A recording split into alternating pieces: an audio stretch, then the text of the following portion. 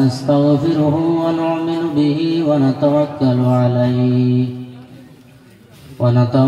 عليه ونعوذ بالله من شرور أنفسنا ومن سيئات أعمالنا من يهده الله فلا مضل له ومن يضلله فلا هادي له ونشهد أن لا إله إلا الله وحده لا شريك له ونشهد أن سيدنا ونبينا وحبيبنا ومولانا محمد الذي أرسله بالحق بشيرا ونذيرا وداعيا إلى الله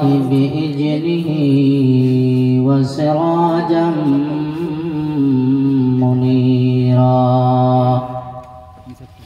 أما بعد فقد قال الله تبارك وتعالى في كلامه القديم والفرقانه المجيد فأعوذ بالله من الشيطان الرجيم بسم الله الرحمن الرحيم إن أول بيت وضع للناس للذي ببكة مباركا وهدى للعالمين صدق الله العظيم وقال النبي صلى الله عليه وسلم من بنى لله مسجدا بنى الله له بيتا في الجنة أو كما قال عليه الصلاة والسلام وقال تعالى في شأن حبيبه مخبرا وآمرا إن الله وملائكته يصلون على النبي يا أيها الذين آمنوا صلوا عليه وسلموا تسليما بسم الله والحمد لله الصلاة والسلام عليك يا رسول الله بسم الله والحمد لله الصلاة والسلام عليك يا رسول الله بسم الله والحمد لله الصلاة والسلام عليك يا رسول الله اللهم صل على سيدنا مولانا محمد وعلى آل سيدنا مولانا محمد اللهم صل على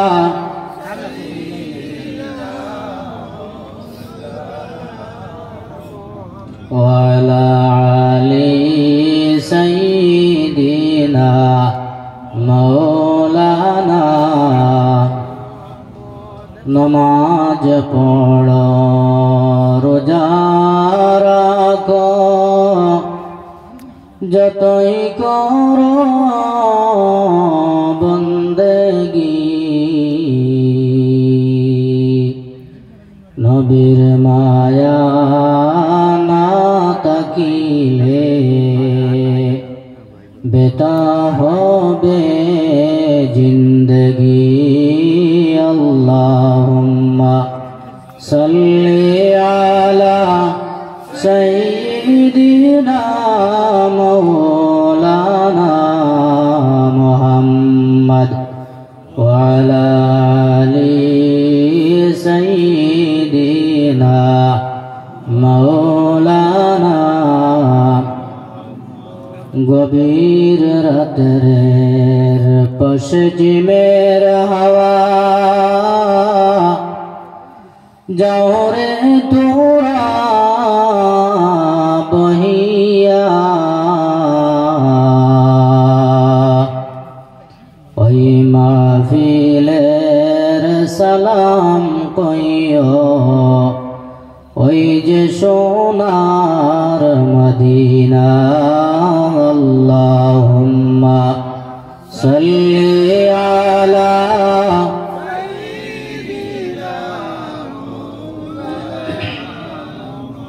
ওয়ালা আলি সাইয়্যিদিনা মাওলানা মুহাম্মদ। আম্মা বাদ, পূর্ব নাতানপুর নতুন জামি মসজিদের উদ্যোগে বাৎসরিক ওয়াজ মাহফিলের সম্মানিত সভাপতি সাহেব সরেদাজ আলহাজ হজরত মৌলানা শাহাবুদ্দিন সাহেব নত্তাজিল্লাহুল আলী, সহসভাপতি হজরত মৌলানা কারি জাহিরুদ্দিন বড়ভূইয়া সাহেব, ইমাম অত্র মসজিদ, সম্মানিত উলামায়ে কেরাম, মুরব্বিয়ানে আইজাম, যুবক সমাজ, পর্দার আড়ালে অবস্থানগত সম্মানিত মা ও বইন হল, আল্লাহ পাক পরবর্তীকার আলমর অশেষ শুকরিয়া। আল্লাহ পাক পরবর্তীকার আলমে আমরা রে এই জায়গার মধ্যে তো ঠান্ডার মধ্যে বিকাল থেকে লইয়া এখন পর্যন্ত আল্লাহ এবং আল্লাহ রসুল সাল্লাল্লাহু আলাইহি ওয়াসাল্লামের গুণগান শুনবার বইবার তৌফিক দিছেন, যার জন্য আমরা সর্বপ্রথম আল্লাহ পাক পরবর্তীকার আলমের দরবারও একবার উচ্চ সুরে শুকরিয়া আদায় করে হোক আলহামদুলিল্লাহ। সম্মানিত হাজিরিন, আপনারা ওয়াজ শুনতে শুনতে একবারে ঠান্ডা হয়ে গেছে, আর আলী মহলে ওয়াজ করতে করতে একবারে শেষ হয়ে গেছে, খুব হালতর আর কি। এখন রাত প্রায় 12টা বাজে গেছে, যেহেতু খুব বেশ ঠান্ডা কুয়া, এর বাদেও আপনারা এই জায়গার মধ্যে বইছেন, একমাত্র আল্লাহর ঘরের ওয়াজ মহফিল, আল্লাহর ঘরের লগে মায়া আছে হিসাবে ওলা না সাব মাতিবা কিছু 12টা বাদে ওয়াজ 12 না মুখে দিবে, একমাত্র আল্লাহর ঘরের লগে মায়া আছে ও হিসাবে। আর আমি আপনার সামনে কোনো মওযু কোনো বিষয় না নিয়া আল্লাহর পাক কালাম থেকে আল্লাহর ঘরের বিষয়ের উপরে তোলা সামান্য সময় আলোচনা করবার লাগে হায়াত পড়িলাম। আল্লাহ রসুল সাল্লাল্লাহু আলাইহি ওয়াসাল্লাম আর হাদিসে মুবারাকাত থেকে হাদিস শরীফ পড়েছি আপনারা সামনে। আল্লাহ পাক পরবর্তীকার আলমে আমরা তৌফিক যদি দেন তাহলে সামান্য সময় আপনারা সামনে আলোচনা করব।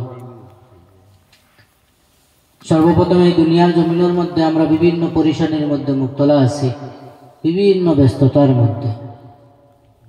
এর বাদেও মাঝে দিয়ে ফাঁক করিয়া আমরা এই জায়গার মধ্যে আইছি। দুনিয়ার ব্যস্ততায় একদিন আমরা সবর শেষ হয়ে যাইব।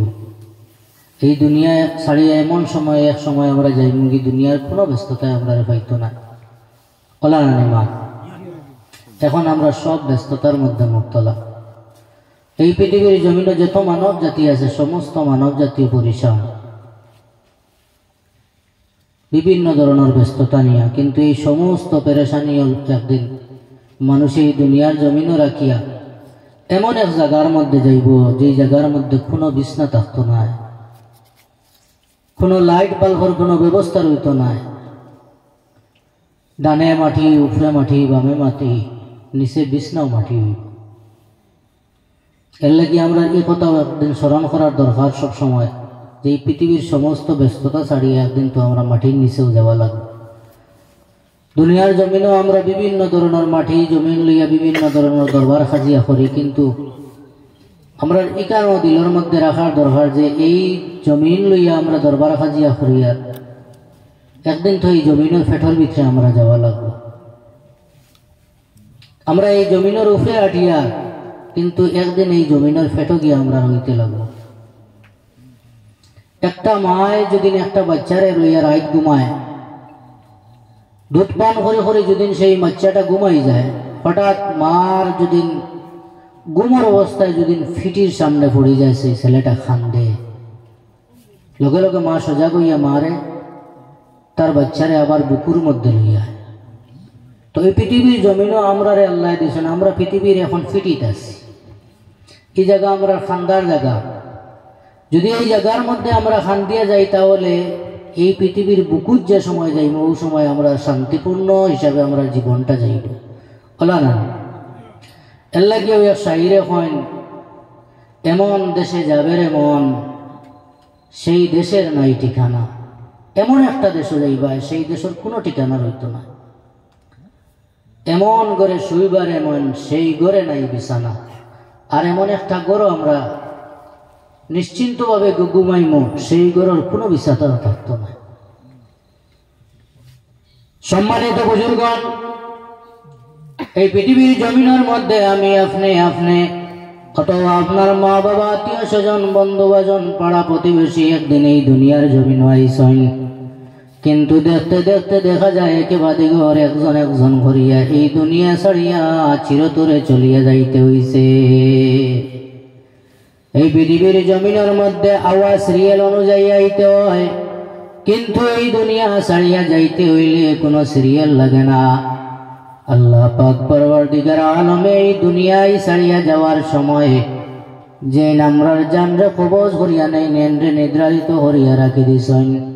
আল্লাহ রসুল সাল্লাল্লাহু আলাইহি ওয়াসাল্লাম মেরাজের রাত্রে যখন রব্বুল আলামিনের লগে মুলাকাত করার লাগিয়া আল্লাহর ঘর বাইতুল্লাহ তাকিয়া মসজিদে আকসা পর্যন্ত সফর করলা। এর বাদে একেবারে করে আসমান, প্রথম আসমান, দ্বিতীয় আসমান, তৃতীয় আসমান, চতুর্থ আসমান সফর করলা।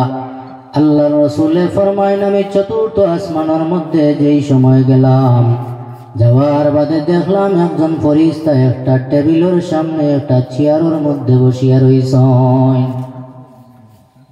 নবীজি ফরমাইন প্রথম থেকে চতুর্থ আসমান পর্যন্ত আমি যেই সময় উঠিলাম, যে জায়গার মধ্যে আল্লাহর মতো মকবুল ফেরেশতা হলরে দেখলাম, সমস্ত আল্লাহর ফেরেশতা হলে আল্লাহর রাসূলকে সালাম জানাইলা।